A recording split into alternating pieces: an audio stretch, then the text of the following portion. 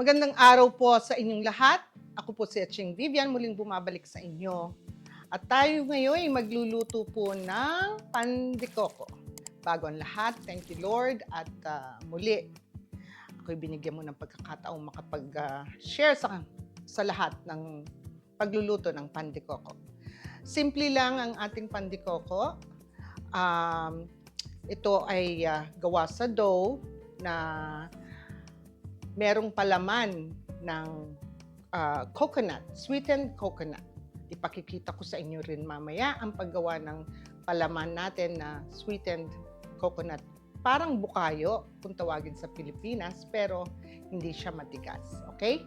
So sa umpisa, pakikita ko ang mga ingredients ng ating dough.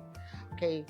We need 4 cups of all-purpose flour. Nilagay ko na po rito sa aking mixer ang 4 cups na all-purpose flour.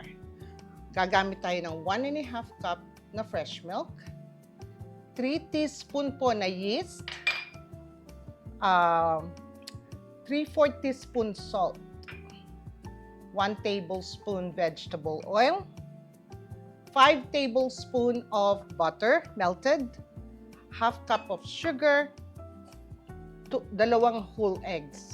Large po yan. And half a cup of lukewarm water.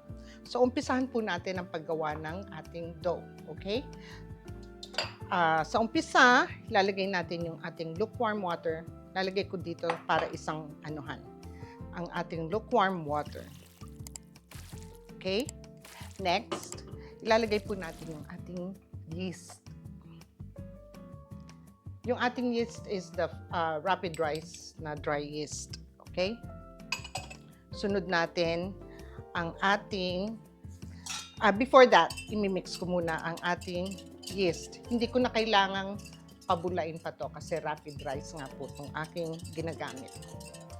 And then next, we'll add the vegetable oil na 1 tablespoon.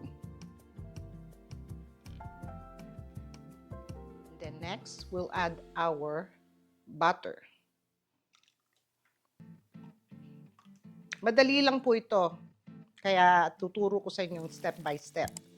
Again, at the end of the vlog, nandun po ang measurements ng aking mga ginamit. Ano po? So, panoorin nyo ang buong vlog na to para makita nyo ang step by step na paggawa ng dough. And then, imimix lang po natin. And then, we'll add the milk.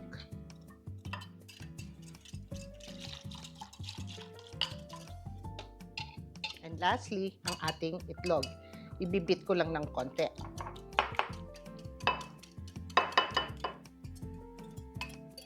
So, pinagsama-sama ko lahat ng ating liquid. So now, ang susunod po natin gawin ay yung ating flour. So, lalagyan po natin ang ating flour. And then, ito po ang gagamitin natin na paddle. Pang gawa po ito ng dough. So, what we're gonna do is mimix po natin lahat ng dry ingredients. So, yung 4 cups of all-purpose flour, 3/4 teaspoon of salt, and half a cup of sugar, white sugar po.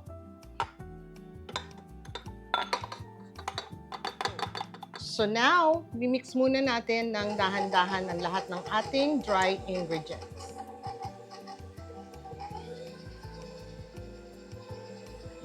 Okay, so ang susunod natin ilalagay ang ating liquid mixture. Okay, so sa mahina muna ha, kundi mag-splash sa inyong mukha ang lahat.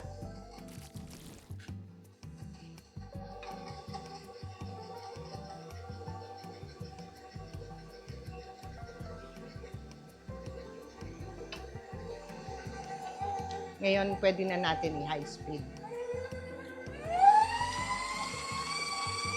For about 2-3 minutes. Sa mga walang ganito, pwedeng gamitin po ang kamay ninyo. Ininid lang natin ng maigi. Hahaluin natin, and then ininid po natin ng maigi. Okay, so tapos na nating minix ito.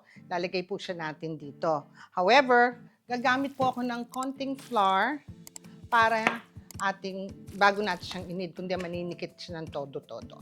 Okay? Alright. Ngayon, pakikita ko sa inyo ang pag-knead nito. First, lalagyan natin ng flour ang ating counter kung saan natin siya ininid. So now, lilipat na natin ito sa ating counter.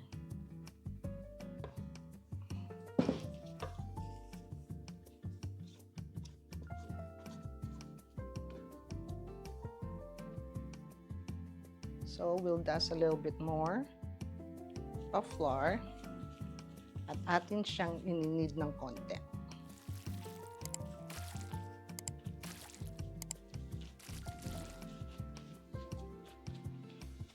Ililipat po natin siya sa isang bowl na nilagyan ko ng palm oil or maski anong oil pwede niyong gamitin. Ilalagay ko siya rito at ipara-rice ko siya for about 1.5 to 2 hours. Okay? I will let you know kung ilang oras. Depende kasi minsan sa weather eh. Normally, pagka mainit, mas madali siyang nagre-rice. Kaya ang ginagawa ko, wino-warm ko yung oven ng 170 degrees for about 2 minutes. Mag-warm lang sa loob. Okay? So, we'll go ahead and put it here and we'll let it rise. Sa inyo, while waiting for it na mag-rise, ipakikita ko naman po sa inyo ang paggawa ng sweetened coconut na palaman ng ating bun to make it pan de coco. Balikan ko kayo, okay? Alright, bago po ang lahat, gusto kong humingi ng paumanhin sa inyo. Yung dough na ginawa ko, napasobra ko yung milk na dapat 3/4 cups lang.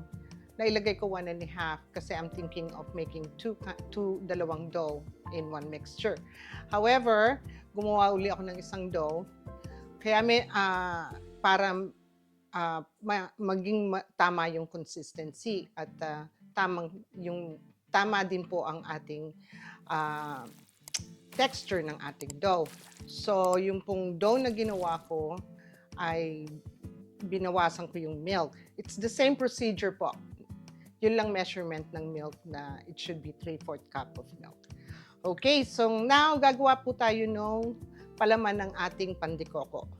Ang mga ingredients ko po ay 1 can of coconut milk, 1.5 cup of dark brown sugar, at saka gagamit po ako ng shredded coconut. Unsweetened siya. Ang isang bag po na ito is 12 ounce or 340 grams. Dalawa pong gagamitin ko. Dadamihan ko po yung aking palaman para magamit ko sa mga susunod pang araw. Pero sa end po ng aking vlog, bibigay ko lang sa inyo yung isang recipe ng ating palaman ng pan de coco. Okay? So, umpisan natin. So, bubuhos po natin ngayon ang ating, mainit na po ang aking pan. Ilalakasan ko na ngayon. Ang ating, marinig nyo yun? Ay! So, ang ating sangkan ng coconut milk. Tayin lang natin siyang kumulo ng konti,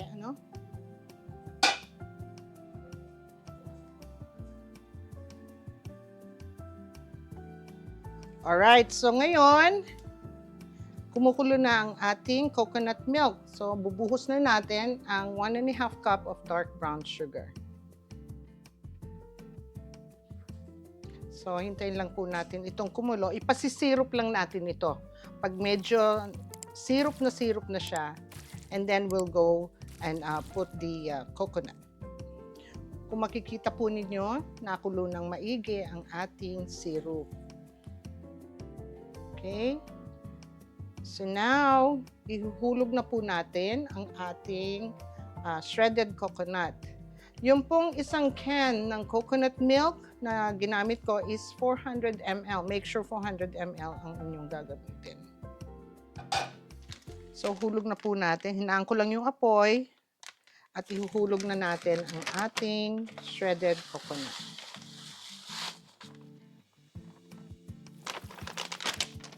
Again, ang gagamitin po ninyo is 12 ounce na shredded coconut. Haluin lang po nating maigi.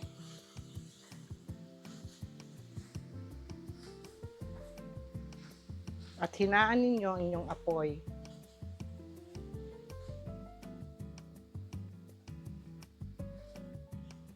So, eto na ang ating palaman. Yung sweetened coconut, okay? So, ito po ang tamang consistency ng ating palaman. Hindi siya masyadong matamis. Ngayon, kayo, kung gusto niyo ng mas matamis, tikman nyo muna. At kung gusto nyo ng konting tamis pa, dagdagan nyo lang ng brown sugar. Pero sa akin, tama na po ito. So, papatay ko na. And palalamigin ko lang to ng konti while waiting po doon sa ating dough na umalsa. Make sure yung ating dough will double the size ng ating dough. Okay?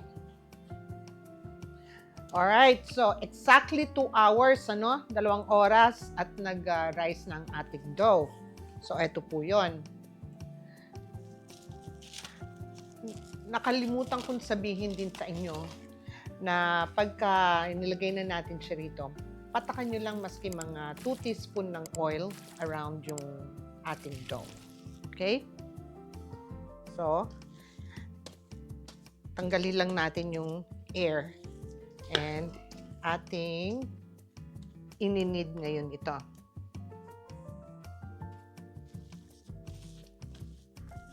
So, lagyan lang natin ng konting flour. Konti lang, ha?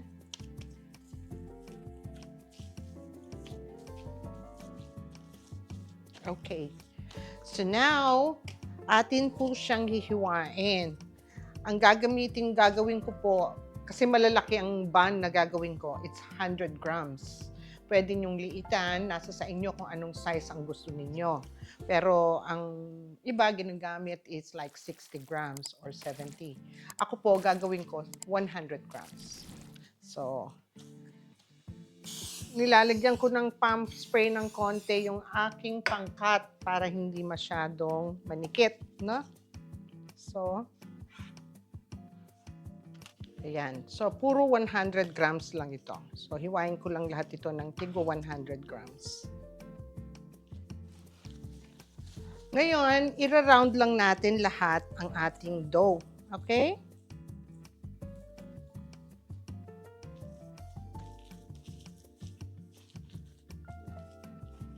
Alright, so, nakagawa tayo sa isang set po ng dough na ginawa ko.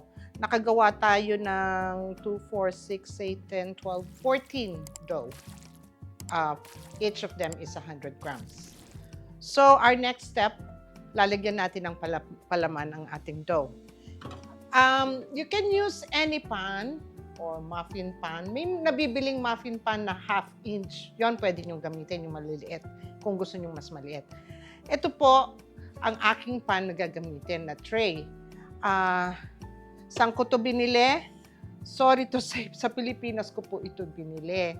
So, ito po talaga ang ginagamit na klaseng pan pag gumagawa kayo ng mga buns ng iba't ibang klase.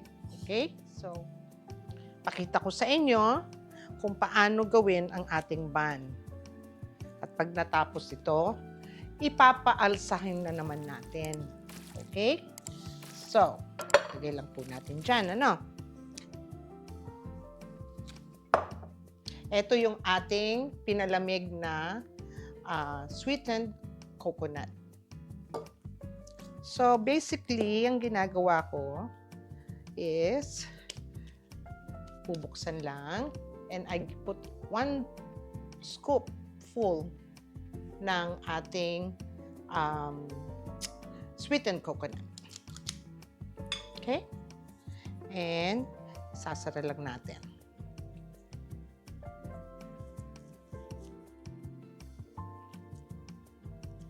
And just shape it.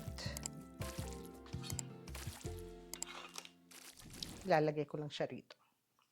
Okay? We'll do another one para makita nyo.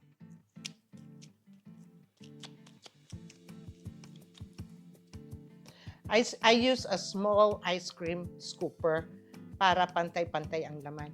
Nasa sa inyo din naman kung gusto niyo mas marami o mas konti ang laman. Okay?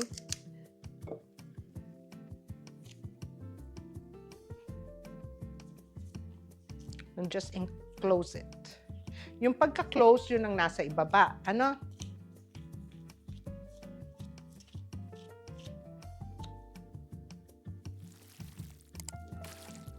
So, lagay lang natin dito.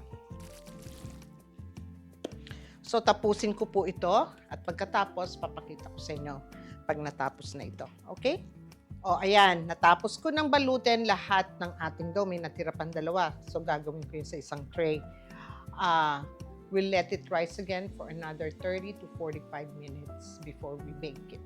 Okay? So, tinatakpan ko lang siya nitong, it's para siyang, katsa. So, tatakpan ko lang ito and I will let it sit for another 30 to 45 minutes para mag-rise pa siya. Okay? Tapos, i-egg wash natin siya. Ibabrush natin yung top lang ng egg wash. Okay? Okay, at exactly 45 minutes po ang ginawa ko. Ito na po ang ating pandikoko, no? Kung makikita ninyo, nag-rise pa, umalsa pa siya ng konti. So now, ibabrush natin siya ng egg wash. 1 egg plus 1 tablespoon water. Okay? So, ibabrush lang natin sa itaas ang ating pandikoko. By the way, I'd like to shout out kay May Elizalde. Happy birthday, May! Nag-birthday po siya ng August 13. So, happy birthday, May. And also, maraming salamat sa lahat po ng nanood at tinangkilik yung aking hopya. At patok ng patok. Panalo, kumbaga. Salamat sa mga sumubaybay sa ating hopya. At maraming gumaya at gumawa ng ating hopya. Okay, so ibabrush lang natin to continuously at pagkatapos ibibake natin. Medyo may katagalan lang ang proseso, no? Dahil pinaalsa natin ang ating dough para mas maganda. The more na alsado siya, the better. Bakit? Kasi mas malambot ang ating tinapay. Hindi siya yung tough, hindi dry, hindi masyadong matigas. Again, sa isang mixture na ginawa ko, makakagawa kayo ng 14 to 15 pieces na pandikoko sa 100 grams. Okay? So yan, tapos na.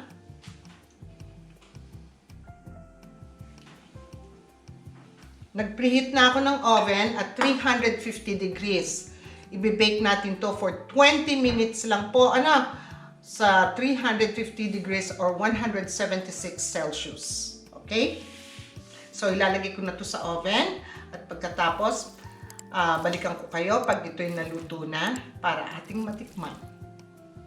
Alright, after 20 minutes po na binake natin ang ating pandikoko, ito na po ang ating finished product. Napakaganda, ano po? So, ang nagawa natin sa isang recipe is 14 pieces at 100 grams. Ayan po, kung makikita ninyo, napakaganda po ng ating pandikoko. So, ilalagay lang natin lahat. And, I will show you ang loob nito. Napakalambot po ng tinapay. Mainit-init pa. Pinalamig ko lang ng konti. So, bubuksan po natin ng isa. Ano po?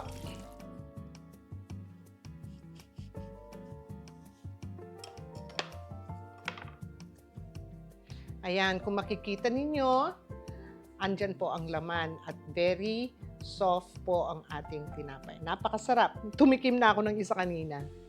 Alright, so this ends our show, ang ating pan de coco, na kung saan kayo ay makakagawa na ng pan de coco sa inyong tahanan.